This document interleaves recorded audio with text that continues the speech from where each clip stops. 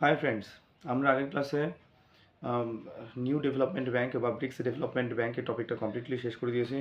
হ্যাঁ, আর সঙ্গে একটা এক্সট্রা টার্মসও পড়েছিলাম যে কন্টিনজেন্ট রিজার্ভ অ্যারেঞ্জমেন্ট, এটাও পড়েছিলাম। তো আজকের ক্লাসে আমাদের নতুন মেজর টপিক শুরু করার কথা। তার আগে চলো দেখে নেই আমরা ঠিক কোন অবস্থাতে আছি, কোন গন্তব্যে আছে, আর কতটুকু অবস্থা মানে আমাদের পথ হাঁটতে হবে। তো এই চ্যাপ্টার আমরা শুরু করেছিলাম ইন্টারন্যাশনাল ইকোনমিক ইনস্টিটিউশনস হিসেবে, যাকে আমরা 7টি মেজর অংশে ভাগ করেছিলাম। তার প্রথম অংশটা হলো ব্রেটন উডস ইনস্টিটিউশনস, সেকেন্ড টপিকটা হলো যে world bank group, third topic হলো নিউ ডেভেলপমেন্ট ব্যাংক বা ব্রিক্স ডেভেলপমেন্ট ব্যাংক, আর আমরা আছি চতুর্থ নাম্বার টপিক, সেটা হচ্ছে এশিয়ান ডেভেলপমেন্ট ব্যাংক। এই টপিকে আমরা কী কী পড়তে যাচ্ছি সেটা হচ্ছে এশিয়ান ডেভেলপমেন্ট ব্যাংক সম্বন্ধে কিছু মূল্যবান তথ্য, 2 number objective and functions of Asian development bank, তারপর ইন্ডিয়ার সঙ্গে এর রিলেশনস কেমন, তারপর হচ্ছে যে 2030-এ এর কিন্তু একটা স্পেশাল পয়েন্ট আমাদের পড়তে হবে, সেটা হচ্ছে 2030 পর্যন্ত এরা বেশ ভালো একটা মিশন রেখেছে। হ্যাঁ, আর থার্ড আর লাস্ট হচ্ছে কি যে এদের এই ব্যাংকের চ্যালেঞ্জেস কী কী আসছে। প্রথমে চলো আমরা শুরু করি যে এশিয়ান ডেভেলপমেন্ট ব্যাংক সম্পর্কিত কিছু মূল্যবান তথ্য। 1966 সালে প্রথম ইনফরমেশন, 1966 সালে মাল্টিল্যাটেরাল মানে বহুপাক্ষিক ব্যাংক হিসেবে এটি এস্টাবলিশড হয় বা প্রতিষ্ঠিত হয়। বহুপাক্ষিক বলতে অনেক দেশ মিলিয়ে, বেশ কিছু দেশ মিলিয়ে এই ব্যাংক তৈরি কোনো একটা ব্যাংক তৈরি করা, ঠিক আছে। তো তো প্রথম কথা হচ্ছে 1966 সালে মাল্টিল্যাটারাল ব্যাংক হিসেবে মাল্টিল্যাটারাল ডেভেলপমেন্ট ব্যাংক হিসেবে এটি ইনিশিয়ালি প্রতিষ্ঠিত হয়।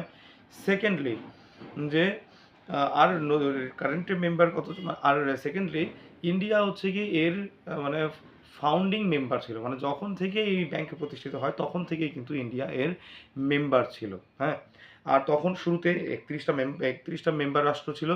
আর তোমরা বর্তমান কতগুলো রাষ্ট্র আছে এদের মেম্বার সেটা তোমরা একটু গুগল করে দেখে নাও। হ্যাঁ, তো বই থেকে আমি যদি বলি তাহলে সেটা পুরোনো এডিশনের বই, তো ডেটা আলাদা হতেই পারে। আচ্ছা, থার্ড হচ্ছে কি মূল্যবান তথ্য হলো এর হেডকোয়ার্টার হচ্ছে মন্ডলওয়াং, মানে ফিলিপাইন্সে, ঠিক আছে। ওকে, আর যখন হচ্ছে কি যে মিটিং হয়, গ্রুপ মিটিং হয় সমস্ত সদস্য রাষ্ট্রের, তখন ভোটিং রাইট হচ্ছে কি এদের সাবস্ক্রিপশনের ক্যাপিটালের উপর বেস করে হয়। তোমার কাছে বেশি পয়সা আছে তাহলে তোমার ভোটিং রাইট বেশি হবে, ঠিক আছে। আচ্ছা, এই ব্যাংকের, এশিয়ান ডেভেলপমেন্ট ব্যাংকের সবচেয়ে বেশি পরিমাণ পয়সা আছে জাপানের, পয়সা খাটানো আছে। আর তারপর হচ্ছে কি ইউএসএ, তারপর চায়না, তারপর ইন্ডিয়া, ঠিক আছে। আর যে এই দেশের হচ্ছে যে প্রেসিডেন্ট নিযুক্ত হয়, এই ব্যাংকের যে প্রেসিডেন্ট নিযুক্ত হয় সেটা কিন্তু 5 বছর পর পর হয়, ঠিক আছে। আচ্ছা, তো এই ছিল আমাদের ইম্পর্টেন্ট তথ্য, মূল্যবান তথ্য এশিয়ান ডেভেলপমেন্ট ব্যাংক সম্পর্কিত। এবার আসি অবজেক্টিভ এবং মানে ফাংশন অফ এডিবি। প্রথম অবজেক্টিভ হচ্ছে কি এরা ডেভেলপিং কান্ট্রির যে পভার্টি, মানে কি যে এটাকে উন্মোচন করা, মানে ইকুয়ালিটি লাইফের জীবন যাতে তারা ইকুয়ালভাবে মানে ভাবে চালাতে পারে। আচ্ছা, আর কি, প্রথমত হচ্ছে ইকোনমিক স্টেবিলিটি এবং সাস্টেনেবল ডেভেলপমেন্ট, যে এমন ডেভেলপমেন্ট করা সিটিতে, গ্রাম থেকে শহর আনা যাতে কিনা সেটা সাস্টেন না করে, এরকম নয়, যে সেটা সাস্টেন যেন করে, সেই পরিষ্কার পরিচ্ছন্ন হয়। হ্যাঁ, সবাই সঠিকভাবে ওটাকে ইউজ করতে পারছে। আচ্ছা, আর কি ফাংশন তাহলে কীভাবে করবে, কাজটা কীভাবে করবে, এই দুটো উদ্দেশ্যটাকে সফল কীভাবে করবে, লোন দিয়ে হতে পারে, ইকুইটি যে ইনভেস্টমেন্টের মাধ্যমে হতে পারে। হ্যাঁ, বিভিন্ন দেশরা অন্যান্য মানে কি বড় রাষ্ট্রগুলো খুব ছোট রাষ্ট্রে হচ্ছে লোন দিয়ে হতে পারে। হ্যাঁ, এটা হতে পারে আবার টেকনিক্যাল অ্যাসিস্ট্যান্স দিয়ে, যে কোনো ছোট বা অনুন্নত রাষ্ট্রকে যে টেকনোলজি শেয়ার করে, হ্যাঁ, বা কি বলে কোলাবোরেশন করে, প্ল্যানিং করে, হ্যাঁ, প্রজেক্টিভ এক্সিকিউশন করে, তো সেটা হতে পারে। আচ্ছা, এই হচ্ছে এশিয়ান ডেভেলপমেন্ট ব্যাংকের হচ্ছে অবজেক্টিভস এবং ফাংশন। প্রতি বছর এরা এশিয়ান ডেভেলপমেন্ট আউটলুক নামে একটা রিপোর্ট পাবলিশ করে। এটা তার মানে কি আমাদের ওই রিপোর্টটাও আমাদের সিভিল সার্ভিস এক্সামিনেশন হিসেবে, প্রিলিমস বা মেইনস হিসেবে ইম্পর্টেন্ট। তো আমাদের কারেন্ট অ্যাফেয়ার্সে কিন্তু এটা নজর রাখতে হবে যে আমাদেরকে এশিয়ান ডেভেলপমেন্ট আউটলুক পড়তে হবে, ঠিক আছে। আচ্ছা, এই ছিল আমাদের দুটো ইম্পর্টেন্ট টপিক। এবার তৃতীয় ইম্পর্টেন্ট টপিক আসে, ইন্ডিয়া এবং এডিবি বা এশিয়ান ডেভেলপমেন্ট ব্যাংকের কী সম্পর্ক আছে।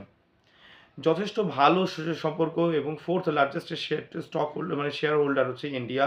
ভালো মানে কি যে রিলেশনশিপ আছে এর। আর এর মানে কি যে এশিয়ান ডেভেলপমেন্ট ব্যাংক ইন্ডিয়ার যথেষ্ট সাহায্য করেছে লোন দিয়ে, ট্রান্সপোর্ট সেক্টরে ইনভেস্ট করে, এনার্জি সেক্টর, তারপর আরবান সেক্টর, এগ্রিকালচার এবং ন্যাচারাল রিসোর্সেস সেক্টরে, তারপর ইনফ্রাস্ট্রাকচার সেক্টরে কিন্তু প্রচুর এরকম লোন দিয়েছে। তার কিন্তু যথেষ্ট এক্সাম্পল হয়, তোমরা একটু বই থেকে পড়ে নিও, খুব একটা বেশি ইম্পর্টেন্ট নয়, রিসেন্ট কারেন্ট মানে রিলেশন ইম্পর্টেন্ট। আচ্ছা, তো আরেকটা ব্যাপার কি যে এডিবি বা এশিয়ান ডেভেলপমেন্ট ব্যাংক ইন্ডিয়ার সঙ্গে একটা মানে ইন্ডিয়া বলে সরি, যে এরা একটা 2030 সাল পর্যন্ত একটা দারুণ স্পেশালভাবে একটা প্ল্যান রেখেছে, মিশন রেখেছে। চলো দেখা যাক সেই মিশনটা কী কী। তিনটে আমাদের পয়েন্ট আমাদের মনে রাখতে হবে। প্রথম কথা যে এরা নতুন মানে কি যে আরও ভালো সার্ভিস দেওয়ার জন্য, ইকোনমিক ডেভেলপমেন্ট করার জন্য নতুন নতুন পন্থা মানে কি সৃষ্টি করার চেষ্টা করছে, নতুনভাবে অ্যাডমিনিস্ট্রেশনকে সাজানোর চেষ্টা করছে, ঠিক আছে।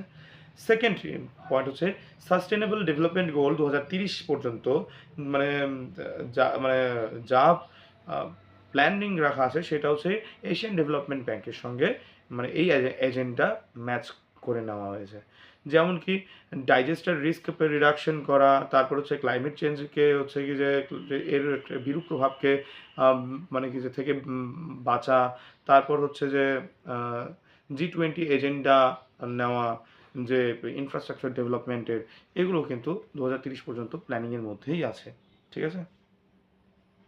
তারপর হচ্ছে থার্ড পয়েন্ট হচ্ছে যে র্যাপিড আরবানাইজেশন করা, এনভায়রনমেন্ট ডিটারিয়েশন মানে এনভায়রনমেন্টের যে বিরূপ প্রভাব সেটাকে মানে লাঘব করা, আনএমপ্লয়মেন্ট থেকে বাঁচানো, তারপর better health service, better education service দেওয়া।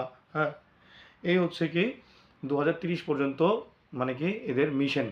কি বললাম 2030 পর্যন্ত গোল, সেটা হচ্ছে কি যে নতুন নতুন মানে কি আরও ভালো ইকোনমিক সাস্টেনেবল ডেভেলপমেন্ট করার জন্য নতুন নতুন পন্থা বা অ্যাডমিনিস্ট্রেটিভ সেট আপ বা নতুন প্ল্যানটা আনা।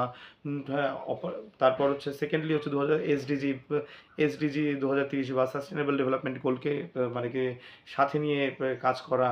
হ্যাঁ, তারপর আর কি যে র্যাপিড আরবানাইজেশন করা, এনভায়রনমেন্টের বিরূপ প্রভাবকে থেকে বাঁচা, আর হচ্ছে আনএমপ্লয়মেন্টকে লাঘব করা, এইগুলো।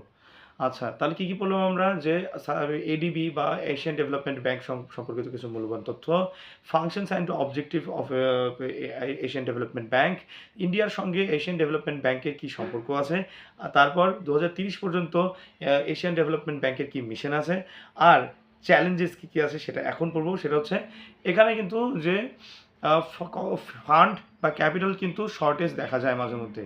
হ্যাঁ, তারপর যে জাপানের কিন্তু এখানে ডমিনেশন আছে, ঠিক আছে, হতেই পারে, আমাদের আর শত্রু রাষ্ট্র নয়। চায়নার হাতে যদি ডমিনেশন থাকতো তাহলে আলাদা ব্যাপার ছিল। হ্যাঁ, কিন্তু সেটা কিন্তু নয়, তো ভালো একটা সাইন যে জাপানের হাতে আছে, এবং জাপান হচ্ছে আমাদের বন্ধু রাষ্ট্র, ঠিক আছে। তো এই ছিল এশিয়ান ডেভেলপমেন্ট ব্যাংক সম্বন্ধে সমস্ত তথ্য, যেগুলো চাকরি পরীক্ষার জন্য খুবই ইম্পর্টেন্ট ছিল, সেগুলো আমি মানে পড়িয়ে ফেলেছি। নেক্সট ক্লাসে আমরা নতুন একটা মেজর টপিক শুরু করব। আজ এই পর্যন্তই থাক। তো অল দ্য বেস্ট, ভালো করে পড়ো, বাই।